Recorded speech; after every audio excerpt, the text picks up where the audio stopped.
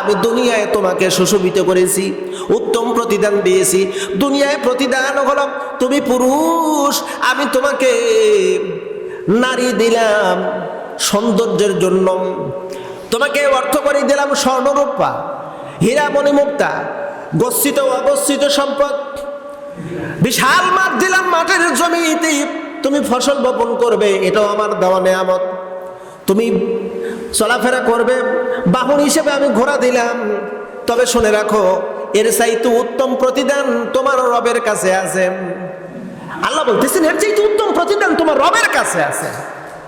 বরং শুনে রাখো, কোরআনুল কারীমের অন্যত্র আল্লাহ পাক বলেন, ওয়ামাল হায়াতাদ দুনিয়া ইল্লা মাতাউল গুরুর।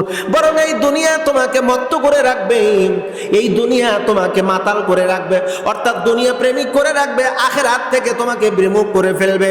ও বন্ধুরা, লক্ষ্য করে দেখো, আমার আল্লাহ পাক বললেন দুনিয়া বিমুখ তোমাকে হতে হবে না, এটা নয়, দুনিয়ার মধ্য থেকে আখিরাতমুখী জীবন গঠন করো, যাতে কিয়ামতের ময়দানে আখিরাতের যেই সম্পদ প্রয়োজন সেই সম্পদ যেন রবের সামনে তুলে ধরতে পারো। কিছুই যাবে না তোমার সাথে, কিচ্ছু না। এই দুনিয়ায় যা কিছু তোমাকে দেওয়া হয়েছে এটা তোমাকে মত্ত করে রাখবে, পাগল করে রাখবে, মাতাল করে রাখবে, দুনিয়া প্রেমিক করে রাখবে। আচ্ছা, আপনারা কেউ বলতে পারবেন এই গ্রামের একটা মানুষ কবরে গেছে, তার সাথে যত সম্পদ আছে সব সম্পদ তাকে কবরে দেওয়া হয়েছে, এরকম কেউ কি করেছেন আপনারা? এরকম কেউ কোনোদিন আমরা করি নাই, করবও না, আমার বেলাও করবে না। তাহলে যার জন্য এত পরিশ্রম, এত শ্রম, রাত দিন 24 ঘন্টা যার জন্য পরিশ্রম, সেই জিনিসটাকে আমি নিয়ে যেতে পারলাম না। আল্লাহ পাক বলেন, ইয়াউমা লা ইয়ানফাউ মালু ওয়ালা বানুনা ইল্লা মান আতাল্লাহ বিকলবিন সালিম। বান্দা, কিয়ামতের ময়দানে তোমার ধন সম্পদ, সন্তান সন্তানাদি, অর্থাৎ এই দুনিয়ায় যা কিছু আমি অর্জন করেছি, এই দুনিয়ায় আমি যা অর্জন করেছি, ইয়াউমা লা ইয়ানফাউ মাল, এখানে মাল শব্দের অর্থ হলো সকল প্রকার সম্পদ। এখানে অল বানুনা শব্দের অর্থ হলো শুধু নিকটতম আত্মীয় স্বজনকে বোঝানো হয় নাই, 6 ধাপের 6 শ্রেণীর মানুষকে উল্লেখ করা হয়েছে। অল বানুন শব্দের অর্থ হলো, এখানে বলা হয়েছে জাবিল ফুরুস, এখানে বলা হয়েছে মুসলিম উম্মাহ, এখানে বলা হয়েছে শুভাকাঙ্ক্ষিত মানুষ, এখানে বলা হয়েছে আপনার নেতা কর্মী, ইন টোটাল যাবতীয় সমস্ত মানুষকে উদ্দেশ্য করে বলা হয়েছে, ইয়াউমা লা ইয়ানফাউ, কোনো উপকার আসবে না, কোনো উপকার করবে না, কেউ আপনার উপকার করবে না। অর্থাৎ আমার ছেলে, আমার মেয়ে, আমার বউ, আমার বাবা মা, আমার জন্য কেউ উপকার করবে না, এমনকি আমার সম্পদও আমার কোনো উপকারে আসবে না। ইল্লা মান আতাল্লাহ বিকলবিন সালিম, শুধু একটা জিনিস উপকার করবে, তা হলো নেক আত্মা। নেক আত্মা, নেক আত্মা কি? নেক আত্মা হলো নেকামলের মাধ্যম দিয়ে যেই নফস তৈরি হয়, নেকামলের মাধ্যম দিয়ে যেই নফস প্রতিষ্ঠিত করা হয়, ওইটিকে বলা হয়েছে বিকলবিন সালিম। নেক আত্মা শুধু উপকার করবে। তাহলে যাদের জন্য এত পরিশ্রম, রাতের পর রাত, দিনের পর দিন, আল্লাহর বিধানকে ভুলে, মহান রবকে ভুলে, আল্লাহর দেওয়া নির্দেশনামাগুলোকে ভুলে সারাটা দিন রাত যাদের জন্য পরিশ্রম করলাম, সম্পদের পিছনে দৌড়ালাম, নেতা নেত্রীর পিছনে দৌড়ালাম, সাধারণ মানুষের পিছনে দৌড়াইলাম, ও বন্ধু, সেগুলো আমার আপনার জন্য উপকারে আসবে না। কোরআনুল কারীমে মাত্র বলা হয়, আল্লাহ পাক বলেন কিয়ামতের ময়দানে যখন হাসরের ময়দান কায়েম হয়ে যাবে, ওই দিন আপনাকে দেখে কয়েক শ্রেণীর মানুষ পালাবে, আপনাকে দেখে কয়েক শ্রেণীর মানুষ পালাবে। ইয়াফিরু বলা হয়েছে, ফিরু শব্দের অর্থ লুকাবে, পালাবে, আড়াল হবে। প্রথমেই আড়াল হবে ভাই, ভাই আপনাকে দেখে পালাবে, এরপরে পালাবে মা, এরপরে পালাবে আব্বা, এরপরে পালাবে সাথী সঙ্গী, আপনার ওই নেতা কর্মী ভালোবাসার মানুষগুলো আপনাকে দেখে পালাবে। পালানোর কারণ কি? আল্লাহ পাক ইতিপূর্বেই বলেছেন, আগেই বলেছেন, এই যে কথাটি কোরআনুল কারীমে রেকর্ড হয়ে আছে, ওয়াত্তাকু ইয়াওমান লা তাজসি নাফসুন আন নাফসিন। আল্লাহ কয় বান্দা তোমরা ভয় করো ওই দিনটাকে ভয় করো যেই দিনে এক নফস আর এক নফসের কোনো উপকারে আসবে না। ওয়াত্তাকু ইয়াওমান লা তাজসি নাফসুন আন নাফসিন। ওই দিনে এক নফস আর এক নফসের উপকার আসবে না, সেটা যে কোনো মানুষের নফস হতে পারে। ভাই পালাবে প্রথমে। ভাই কেন পালাবে?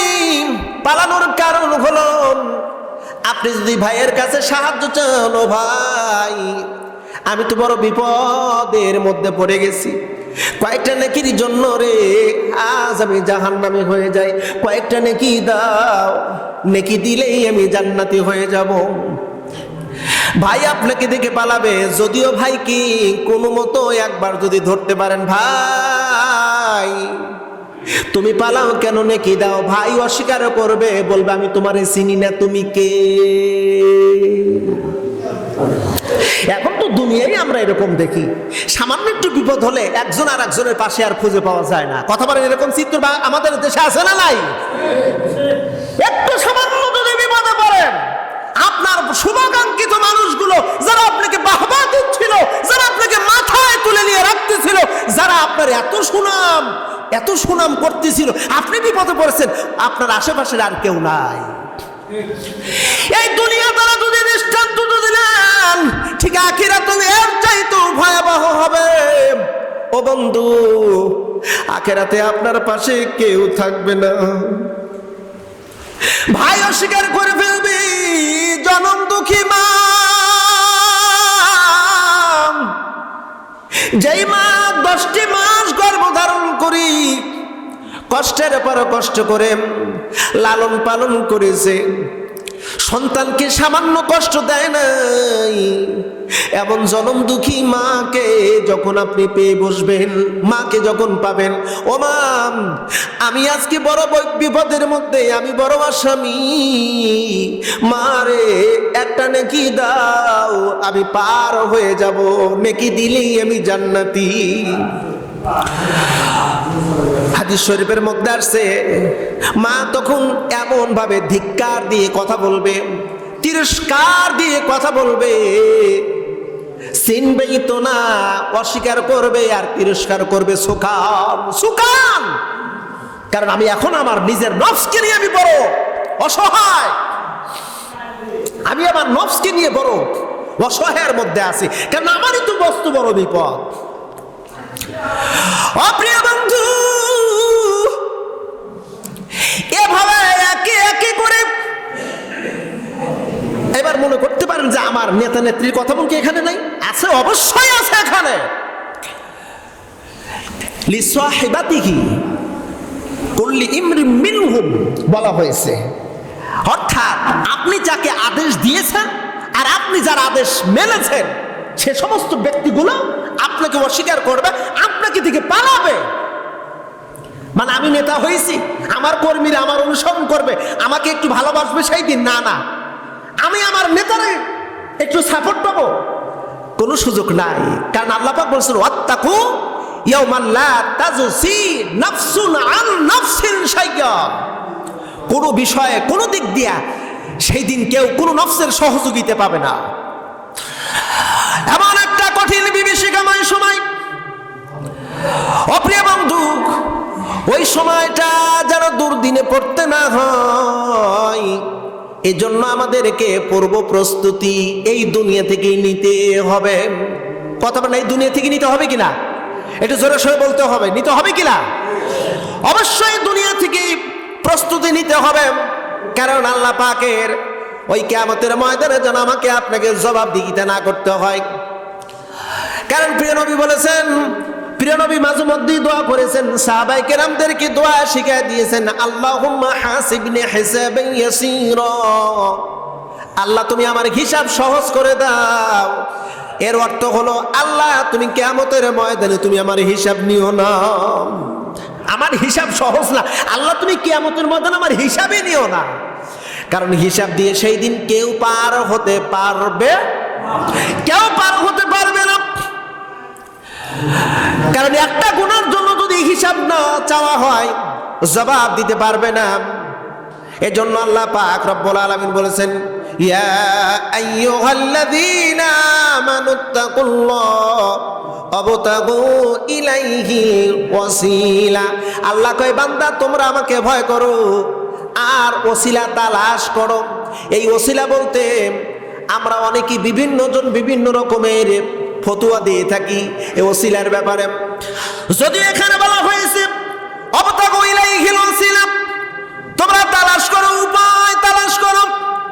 ওয়াজাহিদু ফি সাবিলিল্লাহ, আল্লাহর কাছে সবচাইতে বড় ওসিলা হলো আল্লাহর পথে যুদ্ধ করা, আল্লাহর পথে সংগ্রাম করা। এর চাইতে বড় ওসিলা আর একটাও নাই। আল্লাহর পথে যুদ্ধ করা, আল্লাহর পথে সংগ্রাম করা, এই পথে যদি সংগ্রাম করতে পারে এর ওসিলায় আল্লাহ কিয়ামতের ময়দানে মাফ করে দিবে। জোরে বলা যাবে একটু সুবহানাল্লাহ। সবচাইতে বড় ওসিলা আল্লাহ পাক নিজেই বলেছেন এই আয়াতেই, কিন্তু ওয়াত্তাকুল্লাহ ওয়াবতাগু ইলাইহিল ওয়াসিলা ওয়াজাহিদু ফি সাবিলিল্লাহ। তালাশ, উপায়, ওসিলা তালাশ করো। আর বড় ওসিলা হলো জিহাদ, জিহাদ ফি সাবিলিল্লাহ। এই ওসিলা যদি কোনো ব্যক্তি ধরতে পারে তাহলে তার জন্য সব রাস্তা পরিষ্কার, আল্লাহ তাকে বিনি হিসেবে জান্নাত দিয়ে দিবে। জিহাদ ফি সাবিলিল্লাহ।